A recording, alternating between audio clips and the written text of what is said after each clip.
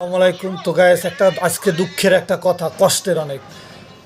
গতকালকে বৃহস্পতিবারে তো বাউবাজার ব্রিজের উপর দিয়ে আসতে আসি নয়াবাজার দিয়া কদমতলিতে, তখন উল্টা পথে তিনটে অ্যাম্বুলেন্স, দুইটা অসুস্থ রুগী, একটা হচ্ছে ডেলিভারি রুগী। তো আপনার অসুস্থ রুগী এমনভাবে রিক্সা আর ভ্যান গাড়িগুলা উল্টো পথে যাইয়া এমনভাবে জ্যাম লাগাইছে, মাঝখান দিয়ে একটা ট্রাক নষ্ট হয়েছে। ডেলিভারি রুগী প্রায় 40-45 মিনিট জ্যামে আটকে রয়েছে। তো তার যে চোখের পানি আমি দেখলাম কয়েক সেকেন্ডের জন্য, তার চোখের পানি যে কত ভাষা এক আল্লাহ পাক জানে। এত কষ্ট ডেলিভারি রুগী, এত কষ্ট, তার চোখের পানি শুধু বলে আল্লাহ আমাকে হয় নিয়ে যাও, নাহলে আমার মুক্তি দাও। তো এই দেশে একটা অ্যাম্বুলেন্সকে রাস্তার সাইড দেওয়া হয় না, এটা কোন দেশ? কোন দেশের গাড়ি চলতে আছে রোডে?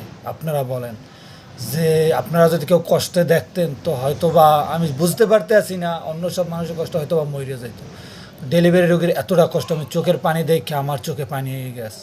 এটি আমাদের দেশ। তো গাড়িওয়ালাকে বলি উল্টা পথে অ্যাম্বুলেন্সকে কেউ বাধা দিয়েন না।